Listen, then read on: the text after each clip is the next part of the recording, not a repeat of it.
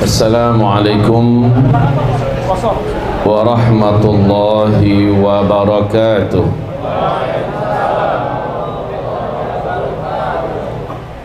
Alhamdulillahi rabbil alamin, wa bihi nasta'inu ala umurid dunya waddin. Ashhadu an la ilaha illallah wa ashhadu anna sayyidana wa habibana Muhammadan abduhu wa rasuluh la nabiyya ba'da. Qala Allah subhanahu wa ta'ala, ya ayyuhalladzina amanu taqullaha haqqa tuqatih wa la tamutunna illa wa antum muslimun. Wa qala ya ayyuhan nas ittaqu rabbakumul ladzi khalaqakum min nafsin wahidah wa khalaqa minha zawjaha wa batha minhuma rijalan katsiran wa nisaa wattaqullaha alladzi tasaaluna bihi wal arham innallaha kana 'alaikum raqiba.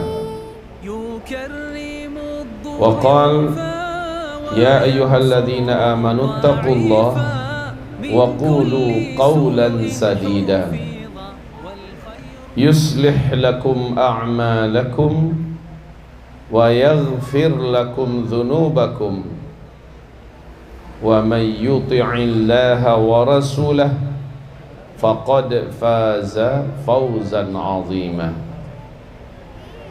Allahumma arhamna bil Qur'an wa sadaqallahul 'azim. Wa qala an-nabiy sallallahu alaihi wasallam, innamal a'malu binniyat wa innama likulli imri'in ma nawa. Faman kanat hijratuhu ila Allahi wa rasulih fahijratuhu ila Allahi wa rasulih, wa man kanat hijratuhu lidunya yusibuha aw imra'atin yankihuha fahijratuhu ila ma hajara ilaih. Amma ba'du, ma'asyiral muslimin wal muslimat, hadirin wal hadirat, insyaallah mu'minin wal mu'minat, arsyadani wa iyyakumullah. Di malam hari ini sama-sama kita sampaikan ucapan pujian dan syukur kita kepada Allah Subhanahu wa taala. Saya ajak kita semua, ayo kita ucapkan alhamdulillah bi ni'matihi tatimmus salihah.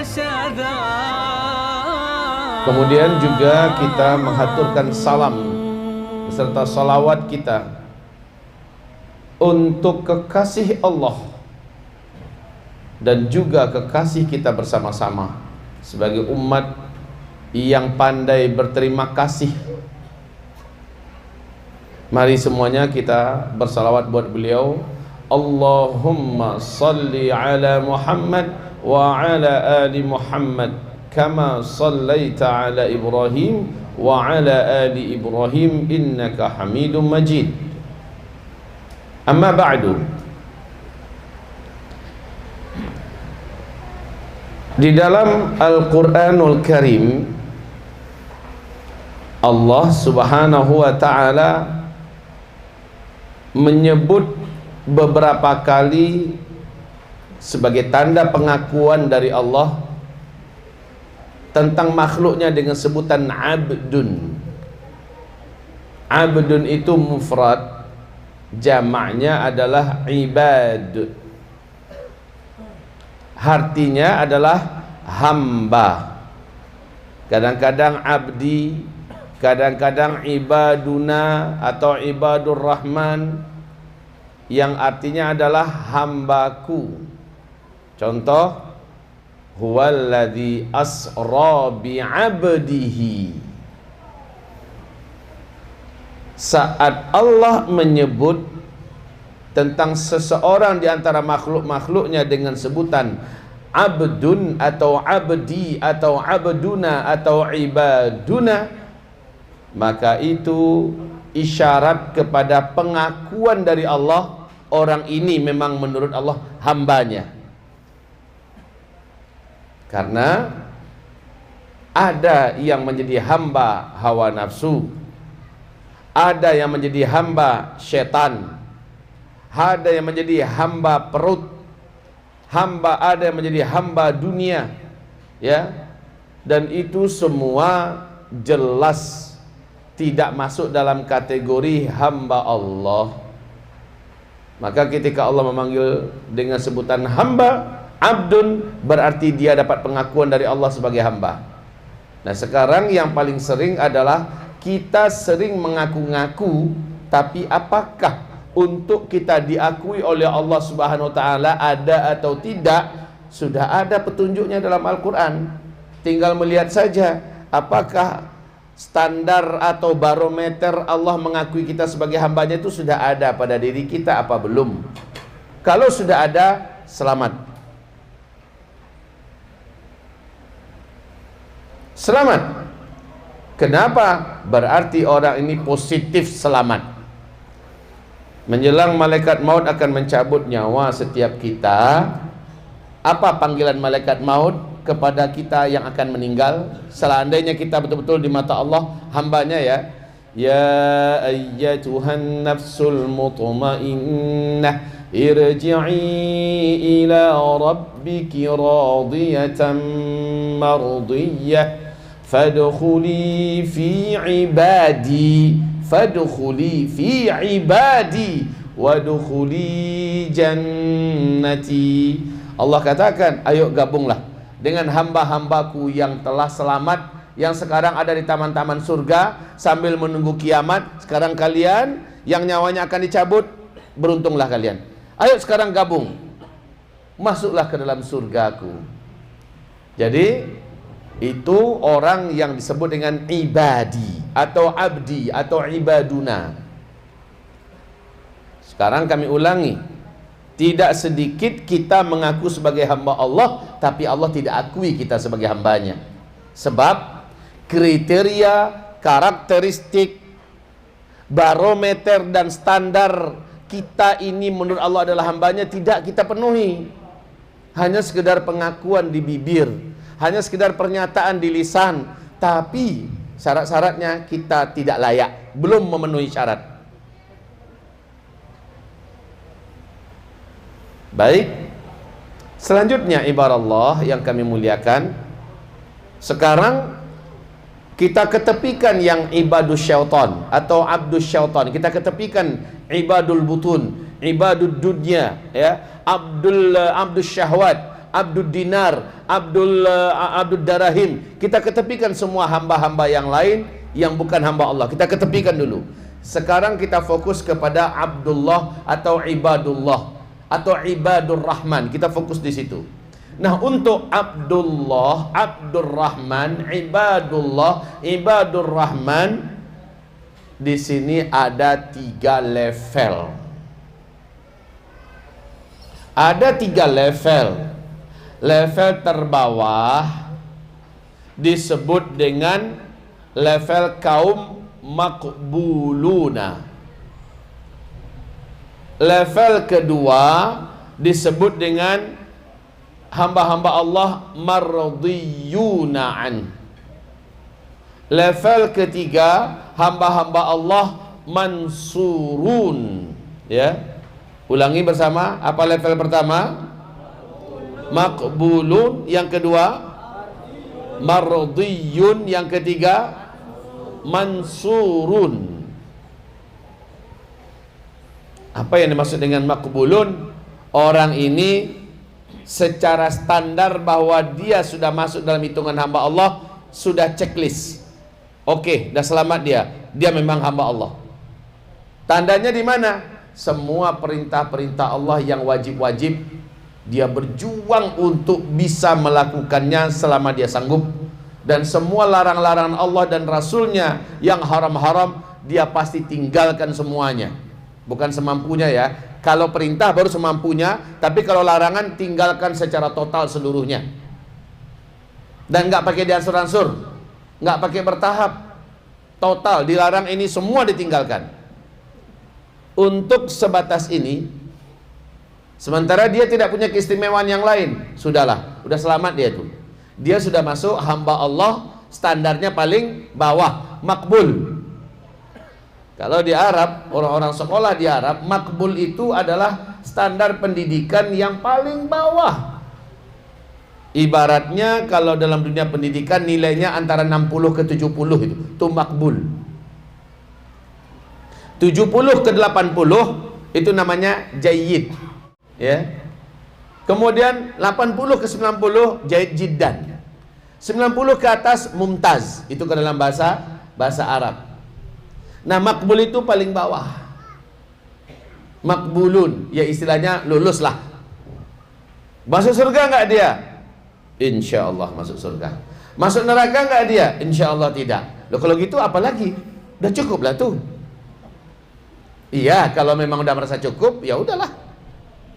Masuk surga udah, masuk neraka enggak, ya udah cukup, udah masuk surga. Tapi surga paling bawah, surga yang bawah-bawah. Memang kalau dihitung-hitung untuk qanaah masuk surga itu nggak cocok. Biarlah masuk surga paling bawah pun nggak ada masalah, yang penting di surga. Nggak cocok. Kalau masuk surga itu kata Rasulullah, kalau kamu memburu surga, kalau kamu mencari surga, kalau kamu meminta surga, cari yang tertinggi kata Rasulullah. Kalau kamu berdoa masukkan hamba surga ya Allah, jangan tanggung-tanggung, masukkan aku ke surga Firdausmu ya Allah. Begitu. Jadi kita kembali. Nih yang pertama, makbulun. Silakan kembali sebutkan syarat kita menjadi hamba Allah yang standarnya makbulun. Apa itu yang pertama? Semua perintah-perintah Allah Subhanahu wa taala dan Rasulnya yang wajib-wajib dikerjakan, dilaksanakan tanpa penolakan, semampunya.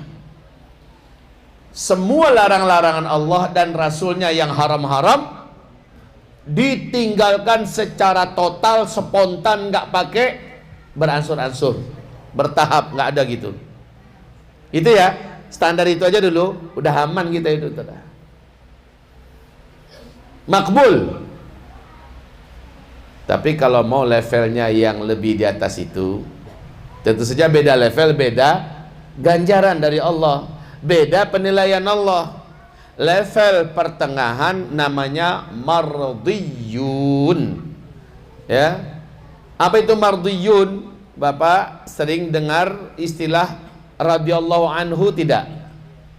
Abu Bakar As-Siddiq radhiyallahu anhu, Umar bin Khattab radhiyallahu anhu, Utsman bin Affan radhiyallahu anhu, Khalid bin Walid radhiyallahu anhu, dan seterusnya. Nah, ini yang radhiyallahu anhu itu adalah mardiyun, orang-orang yang dapatkan ridha Allah.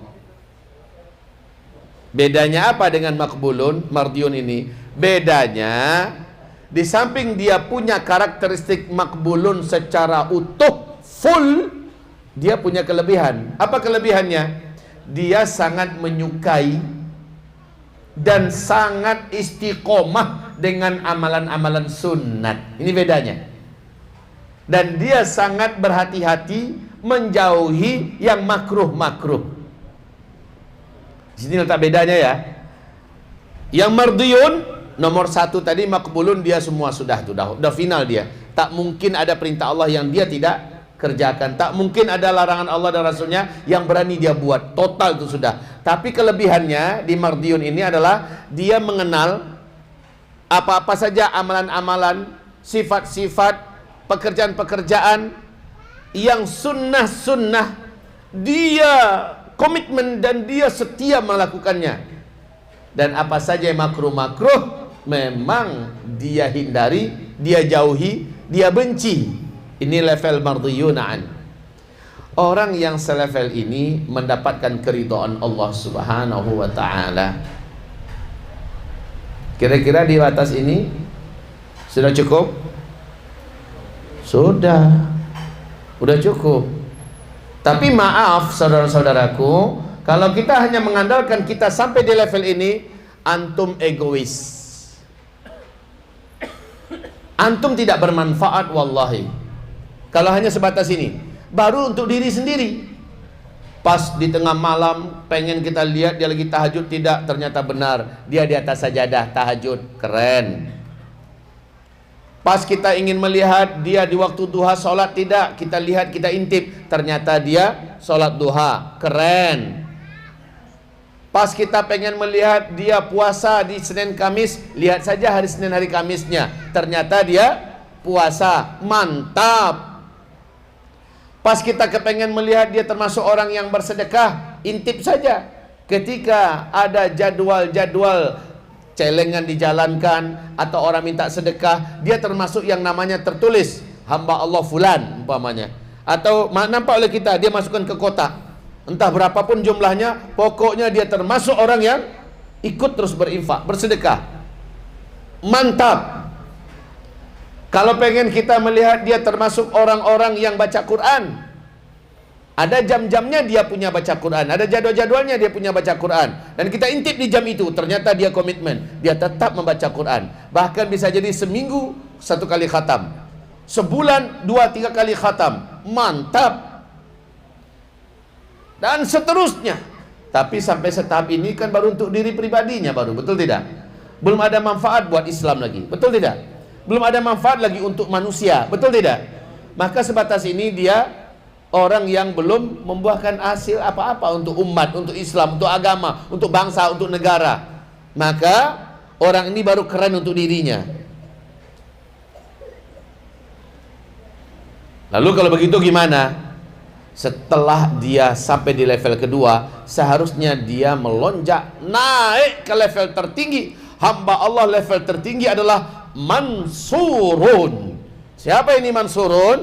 Allah sebut mereka itu dengan sebutan, kata Rasulullah, ta'ifatun mansuratun, ta'ifah mansurah.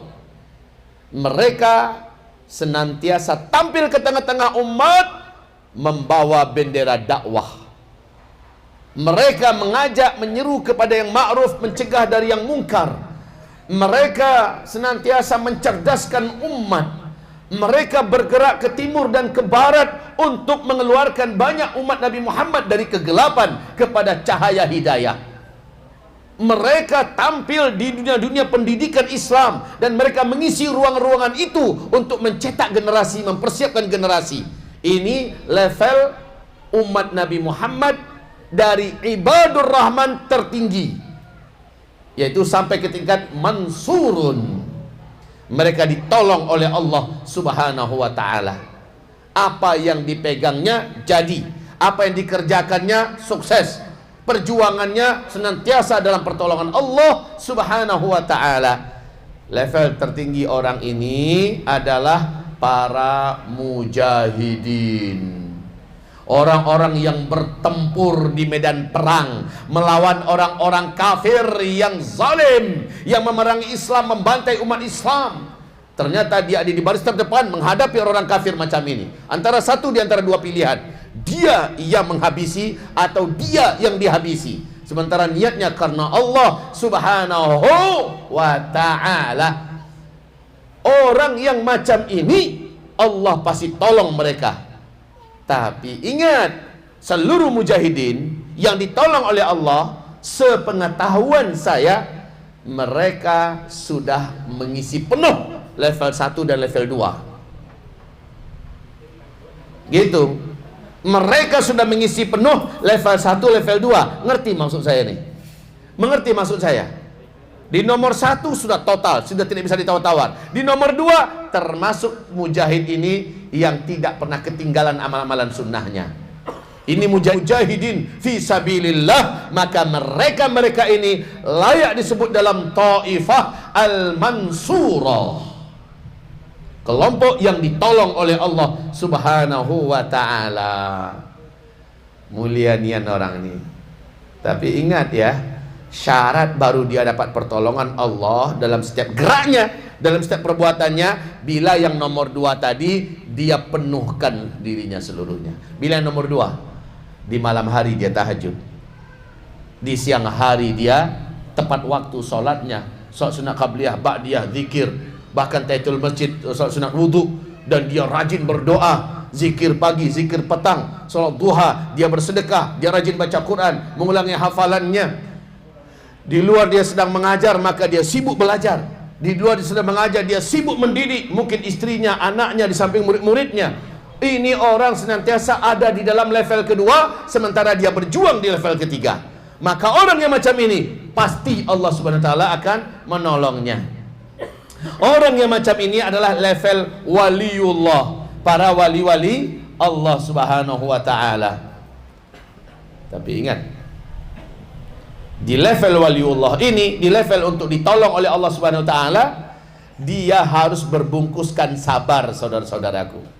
Dia harus berbungkus sabar, apalagi di akhir zaman ini.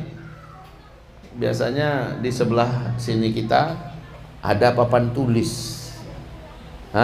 Sekarang sudah tak ada. Mentang-mentang udah hampir 3 tahun nggak kemari, hilang papan tulisnya.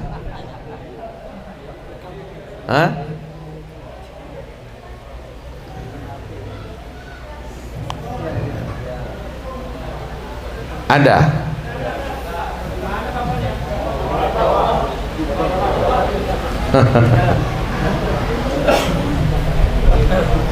Baik, biar ada tim yang fokus dengan papan tulis, selebihnya fokus kemari.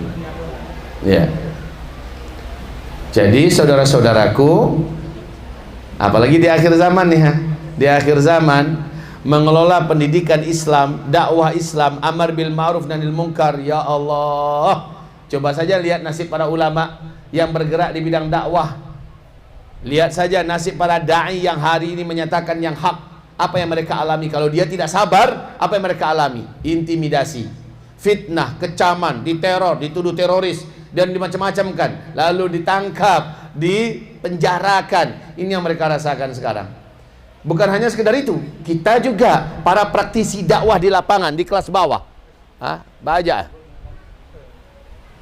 Halo?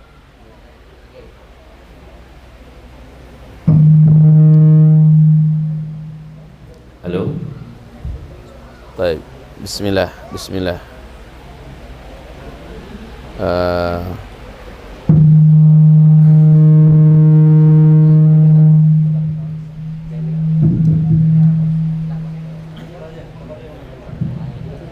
Bismillah. Mungkin sambil naik papan tulisnya ke atas, ini juga satu tisu. Rasa dalam open wak gini. Tuh. Banyak tisu di bawah. Alhamdulillah. Baik, kita lanjutkan. Kita lanjutkan.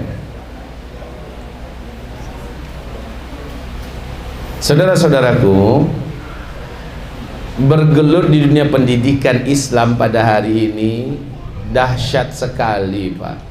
Ujiannya, kenapa? Lawan kita sekarang ini dari seluruh penjuru mata angin, dari luar, dari dalam, dari atas, dari bawah, dari depan, dari belakang, dari kanan, dari kiri, nyerang kita, Pak. Generasi yang kita didik, kalau betul-betul tidak super ketat, kita akan kecolongan, dan sangat mudah kecolongannya. Melalui handphone saja sudah cukup untuk menghentikan perjuangan kita yang 24 jam bersama santri. Dapat saja di tangan santri. Sebentar aja handphone itu bisa merusak kerja kita yang setahun, 2 tahun, 3 tahun. Sebentar aja di tangan santri HP itu, jadilah bisa dia rusak itu. Ini lawan kita sekarang. Apalagi setelah serangan COVID. Ini COVID setelah datang, apa yang terjadi? Generasi kita dipaksa untuk berinteraksi dengan handphone. Sebelumnya manut, taat, patuh pada orang tuanya, sangat menjaga, dan orang tuanya sangat-sangat mengantisipasi anak-anaknya jangan bergaul dan terpengaruh oleh handphone. Tapi dipaksa oleh keadaan atas nama belajar dengan sistem daring, ya, online. Mau tak mau si anak diberikan handphone. Mau tak mau anak mulai mengenal apa yang selama ini dikhawatirkan orang tuanya, dan orang tuanya tak sepenuhnya mampu mendampingi anak. Tak bisa. Dan untuk mengawal dan mengawasi ini, saya jamin orang tuanya takkan mampu utuh. Lalu yang bisa melakukan itu utuh siapa? Hanya pondok pesantren lah yang mampu melakukan secara utuh.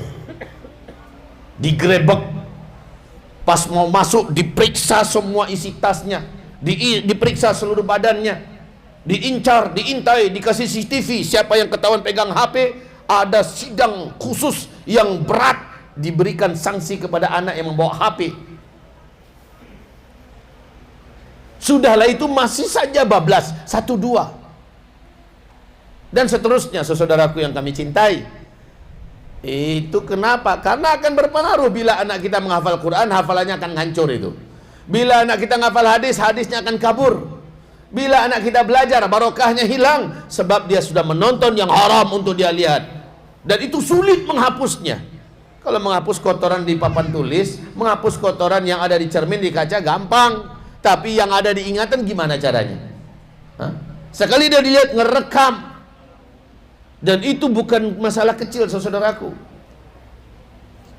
Saya melihat pada hari ini, ujian yang dialami oleh orang-orang yang sedang memperjuangkan agama Allah melalui dunia pendidikan, memang ujian yang bertubi-tubi, berlapis-lapis.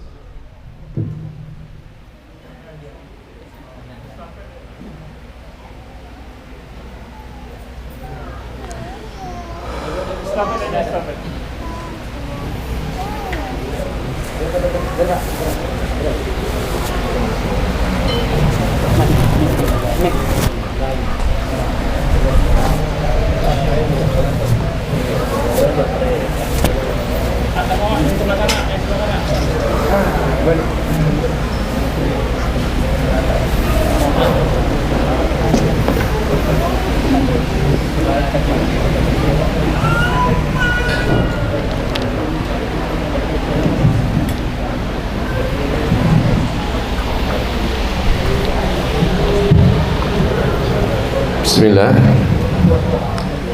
Jadi ini adalah taifah maqbulah atau maqbulun, orang-orang yang hamba-hamba Allah yang diterima. Yang pertama ya. Yang kedua adalah mardiyun, orang-orang yang diridhoi. Dan yang ketiga adalah mansurun, ya, orang-orang yang ditolong oleh Allah Subhanahu wa taala. Mesti dari sini dulu untuk bisa sampai kemari. Dari sini dulu baru kemari.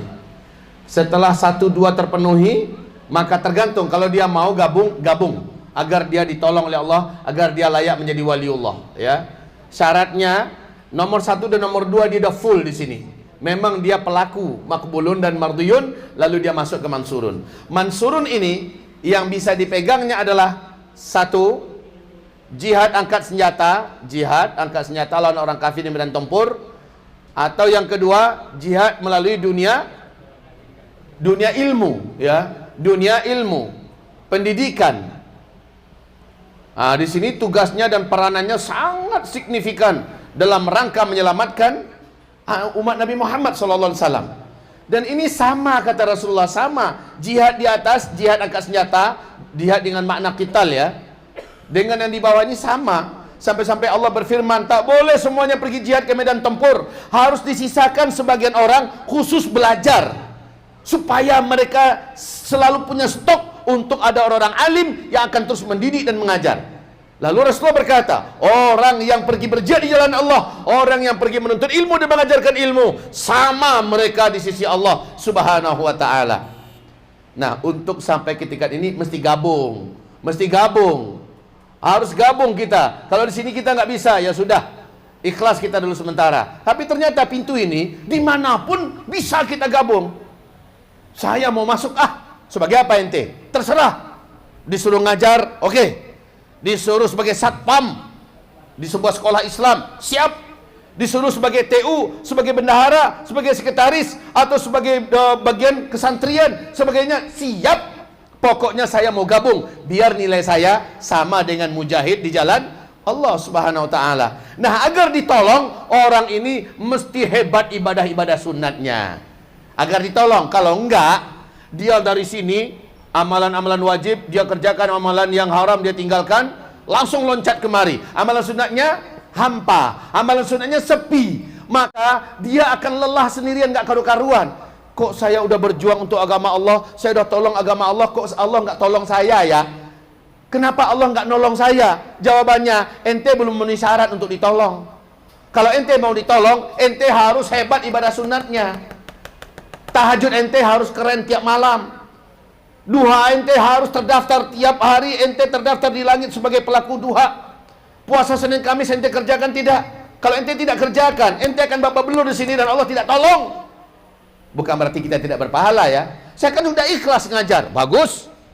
Ente berpahala karena ente ikhlas, tapi ente tidak ditolong oleh Allah Subhanahu wa taala. Sebab apa? Ente belum memenuhi syarat. Yang dua ini harus. Jadi dai, kalau mau kata-katanya lekas berpengaruh pada orang, kalau mau kata-katanya menjadi asbab turunnya hidayah, dai tersebut udah bagus itu, dia dai, tetapi dia harus sebagai seorang manusia yang padat dengan amalan-amalan sunnah. Ada orang retorikanya tidak seberapa, tapi kalau dia ngomong orang tersentuh. Kalau dia ngomong orang dapat hidayah. Kalau dia ngomong orang bisa nangis. Dia tidak hebat, dia tidak orator, ya. Ada orang yang bergelegar, sepertinya dia adalah Soekarno abad sekarang. Tapi ternyata orang tidak berubah-berubah. Orang gitu-gitu aja.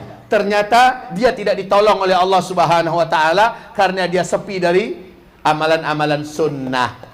Lalu yang makruh-makruh baginya masih santai aja. Makruh perbuatan, makruh sifat, makruh makanan, santai saja bagi dia mengerjakannya.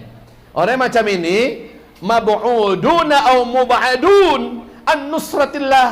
Orang macam ini akan terjauh dari pertolongan Allah Subhanahu wa taala. Jadi antum yang mahasiswa, kita nuntut ilmu, kan masih masuk dalam bab ini nih. Kita nuntut ilmu. Sebagaimana orang mengajarkan ilmu dan sebagainya, kita nuntut ilmu. Kenapa susah banget hafal ya? Kenapa saya susah banget ingat ya? Sebentar belajar lupa, sebentar ingat murajaah lupa lagi. Kenapa ya? Jawabannya, seberapa antum sudah memenuhi level yang mardiyun ini? Itu jawabannya. Makin menjauhkan diri kita dari yang makruh-makruh, makin banyak kita mengamalkan amalan sunat, Allah angkat orang ini sebagai orang yang Allah cintai. Apakah ini tidak dicintai oleh Allah? Sudah, ini udah dicintai oleh Allah. Ini udah dicintai oleh Allah. Tapi kalau ini dicintai plus ditolong oleh Allah. Kalau ini bagaimana? Allah baru mengangkatnya sebagai hambanya. Baru diangkat sebagai hambanya. Kalau ini hambanya sekaligus Allah cintai dia. Kalau ini hambanya, Allah cintai dia dan Allah tolong dia. Begitu ya? Paham sampai di sini? Jadi antum yang bergerak di bidang apa kira-kira antara satu dengan dua ini? Di mana saja antum? Kalau ini kayaknya sekarang belum. Karena sulit dan memang nggak ada, dan jangan cari-cari gara-gara. Untuk yang nomor satu ini belum. Berarti kita di sini. Dan peluang ini ada. Macam di Rengat ada, di Belilas ada, di Air Molek ada, di Batang Peranap ada, merapat ke sana. Oh nggak ada, buat. Oh nggak sanggup buat, gabung dengan yang sudah ada. Apa susahnya? Tapi wajib di situ sami'na wa ata'na. Ya. Jadi begitu saudaraku. Kita kembali kepada topik yang ada di sini. Di sini apa yang paling dibutuhkan di sini? Yang paling dibutuhkan adalah as-sabru. As-sabru, sabar. Sabar. Sebagaimana di sini juga dituntut sabar, Pak. Sabar dalam melaksanakan ibadah-ibadah sunat, sabar dalam puasa, sabar dalam infak sedekah, sabar dalam baca Quran, sabar dalam murajaah hafalan, sabar kita dalam zikir, sabar kita dalam mengerjakan semua yang sunnah-sunnah. Tapi ketika sampai di sini, sabarnya berlapis-lapis, plus-plus. Sabarnya plus-plus. Apalagi di zaman sekarang, dahsyat kita dituntut sabar. Saya ngelola pendidikan sekarang sejak tahun 2016, padahal kita buka pendidikan itu sejak 2004 ya. Nah, sejak 2016 saya sudah mulai memberanikan diri untuk agak mencemplungi. Tapi sejak 2019 saya betul-betul 2/3 tubuh saya, hati saya, pikiran saya sudah masuk. Sekarang 100%. Jiwa, raga, hati, pikiran, waktu saya sudah masuk ke dunia pendidikan. Baru terasa Pak, betapa pendidikan ini hampir-hampir sama dengan jihad. Kita berpikir siang malam, kita gelisah, kita menangis, kita khawatir melihat anak-anak, melihat gerak-gerik anak-anak yang mencurigakan, kita awasi. Hampir-hampir kita tidak lagi memiliki kenyamanan untuk tidur karena kita siaga nih, kayak orang mujahid di medan tempur. Kita siaga, sedang ngapain anak-anak nih? Kok ada teriakan di atas? Kita siap, selalu siap. Ada sesuatu cepat diatasi. Allah, Allah. Karena satu saja anak buat maksiat berpengaruh bagi satu pondok pesantren. Satu saja guru lalai akan berpengaruh kepada kebaikan dan keberkahan. Dan musibah, masalah bertubi-tubi, berlapis-lapis. Ini saya tinggalkan pesan ya sama teman-teman yang di sini. Kita udah mulai nih, maka ujian yang mengelola pondok pesantren hebatnya nggak kepalangan ujian itu. Antum memasuki ma'rakatul jihad, ya. Antum memasuki ma'rakatul jihad, medan tempur. Ketika sudah dibuka, santri masuk, setan-setan terjahat di tengah laut sana dikirim kemari. Setan-setan terhebat, terkuat, terbiadab dikirim kemari, mengobrak-abrik perjuangan antum di untuk mencetak generasi mujahid, mencetak generasi calon-calon pemimpin yang gemerlap, yang cemerlang ke depan. Mereka akan datang ke setan-setan yang sangat hebat. Lihat saja nanti. Kecuali kalau antum mengambil usia tamat SMA, agak lebih ringan resikonya. Masalahnya sekarang yang akan masuk tingkat SMP itu adalah level anak-anak kader-kader kita sekarang ini ya. Yang baru-baru saja berumah tangga 10 tahun yang lalu udah punya anak, sekarang masuk tingkat SMP. Itu yang kita terima. Kelas 2, kelas 3 nakalnya antu bilau perangainya. Ini yang menjadikan ujian itu semakin banyak. Ditambah dengan guru-guru. Masalah nanti dengan warga, dengan masyarakat. Masalah nanti dengan masalah keuangan, dengan masalah fasilitas, masalah saja semua. Kalau tidak siap-siap nyali di sini, kita benar-benar akan bonyok bengak, ya. Bisa-bisa mati sebelah badan kita. Tapi kalau dia bertekad untuk sabar, berazam dia, ya, berazam dia untuk tegar, sabar, seberapapun saya tidak mau tumbang. Nah, masalahnya sekarang, sabar itu ada panduannya. Macam apa yang sabar? Apa arti sabar itu? Apa arti sabar? Secara bahasa saja dulu, apa arti sabar?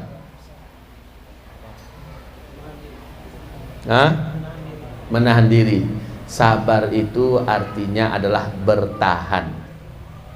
Itu artinya sabar, bertahan. As-sabru al-insaku. Kan gitu kan? Oke. Sekarang silakan buka Al-Qur'an ini. Kita mau uraikan sabar menurut Allah Subhanahu wa taala. Al-Qur'an surat Ali Imran. Ali Imran ayat 146. 146 147.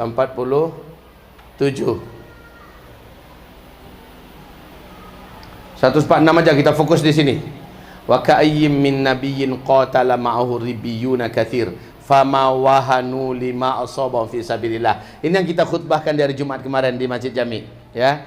Wa ka'ayyim min nabiyyin qatala ma'ahu ribbiyun. Begini yang pertama. Fama wahanu lima asabahum fi sabilillah. Lima asabahum fi sabilillah. Ini dulu yang pertama. Baru yang kedua, wa ma dha'ufu. Wa ma dha'ufu. Yang ketiga, wa mastakanu. Wa mastakanu.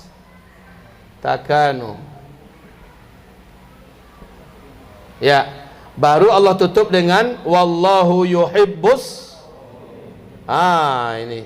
Dan Allah mencintai orang yang sabar. Jadi yang sabar itu kalau di atas yang layak untuk dapat cinta Allah. Wallahu yuhibbus sabirin. Allah mencintai orang yang sabar. Jadi untuk menjadi mansurun yang dicintai oleh Allah, dipastikan Allah tolong, dia harus sabar. Sebentar aja dapat ujian langsung tumbang, lalu nggak bangkit-bangkit lagi. Lah itu bukan orang yang layak ditolong. Orang yang layak ditolong itu tumbang dia, tapi dia berusaha bangkit kembali. Dihantam lagi, dia bangkit lagi. Lah itu orang yang sabar. Baru yang macam itu yang akan ditolong oleh Allah Subhanahu wa taala. Coba lihat, yang pertama, fama wahanu. Wahanu. Fi sabi lima asabun fi sabilillah. Apapun yang menimpa mereka dalam rangka memperjuangkan agama Allah, apakah di bidang jihad perang atau di bidang ilmu, menuntut ilmu, mengajarkan ilmu, menyebarkan ilmu dan sebagainya, mereka tidak menjadi wahan saat mereka mendapatkan ujian di jalan Allah itu. Apa arti wahan? Apa arti wahan? Yang pertama, hubbud dunya, ya, tidak tergiur oleh dunia, hubbud dunia, ya, oleh dunia, ditawarkan jabatan yang mentereng lainnya. Antum umpamanya antum nanti tamat dari Sudan, pulang ke Indonesia, tahu-tahu ditawarkan jabatan, ditawarkan posisi, lalu antum tinggalkan kawan-kawan yang sedang bertunggang tunggi untuk berjuang di dunia pendidikan di sini. Antum sudah dapat posisi yang mewah di dalam kantor dengan dasi. Ternyata antum manut, maka antum gugur, ya. Tapi ternyata antum mengatakan tidak. Ini bukan angkat-angkat diri, ya. Hamba Allah yang sedang bicara ini dulu posisinya sebagai manajer HRD, baru pulang dari, waktu masih di Libya. Ada seorang pengusaha yang memiliki cabang perusahaannya di berbagai negara, besi baja. Saya masih ingat nama beliau, Bapak Effendi. Beliau telepon saya, waktu itu saya masih di Tripoli, Libya. Zul, Anda jangan pulang. Saya sudah selesai S1, ya. Anda jangan pulang. Kenapa, Pak? Kami berharap Anda bisa memegang perwakilan perusahaan kami untuk di negara Libya. Saya katakan saya nggak punya keahlian di situ, Pak. Dan saya memang tidak punya keinginan di situ. Kata beliau, kami akan didik Anda. 6 bulan saja Anda akan mampu memimpin di sana. Saya katakan tidak. Tetap saya pulang. Itu godaan pertama loh, ya. Wahan. Apakah saya akan mundur? Apakah saya akan menjadi pelayan dunia? Apakah saya akan menjadi pemburu dunia? Ditawarin itu duluan. Sampai di Indonesia, lain lagi pihak yang menawarkan pada saya. Ini ada perusahaan ekspor impor. Anda sebagai manajer HRD di sini. Didudukkan di sebuah kantor. Kerja saya hanya melototin layar komputer. Nggak ada lagi mau suruh orang segala macamnya. Kantong tebal. Itu di Pancoran, Kalibata. Apakah saya akan larut di sini? Saya katakan pada bapak itu, ya, terima kasih Pak atas segala kebaikannya. Batin saya menjerit, ilmu saya memberontak. Saya wajib menyampaikan pada umat. Saya wajib mencerdaskan umat. Bukan di sini bidang saya. Anda mau kemana? Saya mau ke Sumatera Barat. Mau ngapain? Mau mendirikan pendidikan Islam atau pondok pesantren. Saya punya pondok pesantren di Sukabumi, sudah ada rumahnya, sudah ada tanahnya, sudah ada ini. Di sana saja. Saya katakan saya mau ke Sumatera Barat. Sampai balik ke Sumatera Barat, di callingnya teman-temannya yang sukses-sukses di Sumbar. Ini adalah anak saya, tolong bantu. Disambut lagi oleh perusahaan.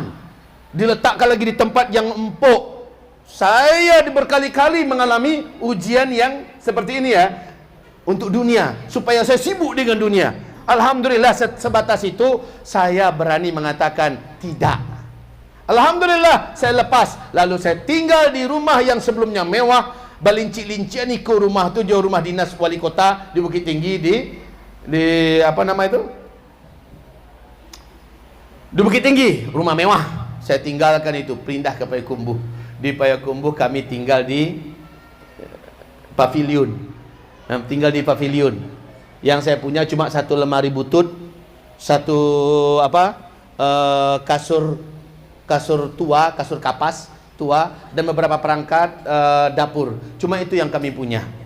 Sementara bawa istri, bawa satu anak, tinggalkan semua rayuan dunia, kemudian hidup bersahaja, memulai dari nol. Memulai dari nol. Saudaraku yang kami muliakan, fama wahanu lima asabahum. Mungkin antum posisinya mana Rustam mana Rustam? Rustam mana dia? Orang no. Oh, di bawah. Di bawah itu ibu-ibu. Wah, ini umpamanya beliau ini kepala SMP tahfiz Quran kita, ya kan? Bukan umpama, memang asli. Itu posisinya sekarang. Sekarang beliau diangkat menjadi komisaris sebuah perusahaan. diminta jadi komisaris dan meninggalkan kerjaannya. Apa kata beliau? Terima kasih Pak atas segala penghargaan yang Bapak niatkan untuk saya. Saya sudah menikmati di sini. Ini namanya tidak tergiur. Fama wahanu lima asabahum fi sabilillah. Ya. Terus apa arti wahan yang kedua? Apa arti wahan yang kedua? Yang kedua adalah karahiyatul maut, tidak gentar ditakut-takuti, diancam. Tidak gentar ditakut-takuti, diancam, tidak gentar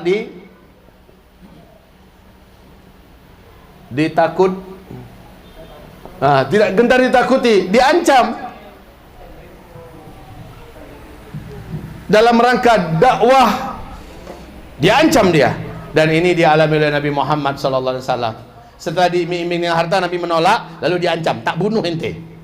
Ya. Ini dialami oleh para aktivis-aktivis dan para ulama-ulama, para da'i-da'i. Mereka tidak takut dengan ancaman. Setelah mereka tidak berhasil diumbu-umbuak dengan fulus, dengan jabatan, dengan posisi, dengan dunia, bahkan dengan wanita, gagal, maka mereka ditekan, mereka diteror, mereka diancam. Fama wahanu lima ashabahum fi sabilillah. Mereka tidak mundur, mereka tidak gentar, mereka tidak takut. Silakan ente mau pindahkan saya, turunkan jabatan saya, ente mau pecat saya, silakan, apa yang mau ente buat. Bahkan ente mau tembak dor kepala saya tidak akan meninggalkan urusan ini. Apa kata Nabi Muhammad SAW? Dengan rayuan tak mempan, akhirnya diancam, silakan. Ibarat Allah, ini yang disebut dengan sabar itu. Dia sabar, bertahan. Ya, ini yang sabar. Yang pertama adalah fama wahanu lima asabahum fi sabilillah. Yang kedua wama dha'ufu, mereka tidak menjadi lemah, ya. Tidak menjadi lemah. Kawan-kawan saya udah pada bubar. Organisasi saya sudah dibubarin. Orang-orang sudah pada ninggalin medan dakwah ini. Tinggal saya sendirian. Udah, orang yang macam ini, sabarnya macam ini, dan Allah pasti akan berpihak kepadanya. Pada klimaksnya Allah akan tolong dia. Selama dia berazam untuk sabar, dia pasti akan menang. Allah pasti akan tolong dia. Syaratnya dia tidak melemah. Tidak melemah, walaupun seorang diri, dia tetap bangkit kembali. Tidak melemah, ya. Dan yang terakhir, wa mastakanu. Apa arti wa mastakanu? Tidak mau menyerah, tidak menyerah. Akhirnya ya sudahlah, kayaknya ngelola pesantren ini berat sekali. Udahlah, pesantren ini kita robah saja menjadi sekolah umum, menjadi SMP standar biasalah, demi bisa banyak santri masuk, murid-murid masuk, kan fulusnya lumayan tuh. Kayaknya ini terlalu berat ini. Kalau mengelola pesantren ini, ya macam-macam gini. Akhirnya dia nyerah, ngibarin bendera putih, ya. Orang yang berjuang, orang yang berjihad, Taifah Mansurah, pantang dia menyerah itu. Pantang dia menyerah. Baginya, akhir daripada perjuangannya, akhir daripada debutnya, akhir daripada jihad dakwahnya adalah malaikat maut mencabut nyawanya, pisah dari badan, baru stop. Baru stop. Saya ngomong kayak gini karena saya langsung merasakan, Pak. Merasakan, sangat merasakan, sangat merasakan. Tak usahlah saya cerita satu-satu. Betapa terasa betul memegang dunia pendidikan ini langsung. Memang tidak gampang kaum muslimin. Orang dengar di luar enak-enak saja. Oh, si Buya Uzma, dia punya pesantren, dia juga ikut ngajar. Enak banget kedengarannya gitu. Buya, kalau memang Buya sesulit itu, kenapa Buya makin gemuk? Ya takdir aja kayak gini. Makan sedikit juga gemuk, makan banyak juga gemuk, bagus makan banyak. Hadirin yang kami muliakan, saudaraku yang kami sayangi, kami cintai. Jadi gini ya, ini dia level hamba-hamba Allah. Untuk yang terakhir, agar Allah turunkan pertolongan kepadanya, wajib sabar. Standar sabarnya seperti yang Allah firmankan surah Al-Imran ayat 146. Cukup untuk pengajian kita, cukup sampai di sini. 1 jam jadilah. Hampir 3 tahun kita jumpa, kenapa nggak 3 jam saja kita malam ini? Masalahnya bukan banyak atau sedikitnya. Yang sedikit kok leta karajuan dah. Itu dulu yang saya tanya. Yang sedikit ini leta pacik enggak? Ini sahabatku yang bukan dari Minang paham. Paham ya, alhamdulillah. Yang sedikit ini kepegang tidak? Keamalin apa tidak? Yang sedikit ini buat apa? Banyak tapi berserakan di jalan. Pengajian yang hebat malam tadi, apa tuh? Hebat lah pokoknya.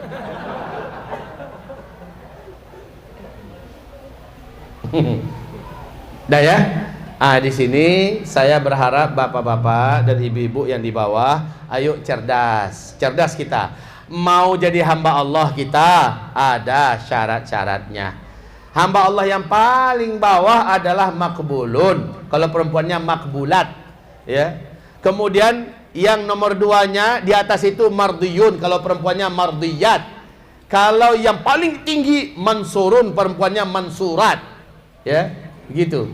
Nah, ambillah di sini. Kalau kita stop sampai di tengah, kita udah selamat, dijamin surga insyaallah taala. Surganya juga bukan surga abal-abalan, bukan surga di bawah menengah ke bawah ke bawah, tapi ke atas. Tapi itu terlalu egois. Karena kita punya misi dalam hidup. Misi kita dalam hidup ini dua, menyembah Allah dan memperjuangkan agama Allah. Ini misi kita hidup. Kalau cuma menyembah Allah, malaikat aja cukup. Tapi malaikat tidak ditugaskan untuk menegakkan dan memperjuangkan agama Allah. Yang ditugaskan siapa? Jin dan manusia. Dan kita sebagai manusia, apa-apa ini jin atau manusia nih? Manusia ya. Maka Bapak punya perintah dari Allah, tegakkan agama Allah. Menyembah Allah itu tidak ada hebatnya. Tapi memperjuangkan agama Allah, disinilah Bapak naik ke level tertinggi sebagai orang yang terpilih wali Allah yang layak dapat karomah dan pertolongan-pertolongan dari Allah Subhanahu wa taala. Saya cukupkan sampai di sini kajian kita di malam hari ini. Kalau ada yang mau bertanya, silahkan angkat tangan. Ibu-ibu kalau dia mau tanya di bawah, tulis, dicari kertas, oper, ya, biar nanti kita baca dan kita jawab. Silahkan kalau ada pertanyaan.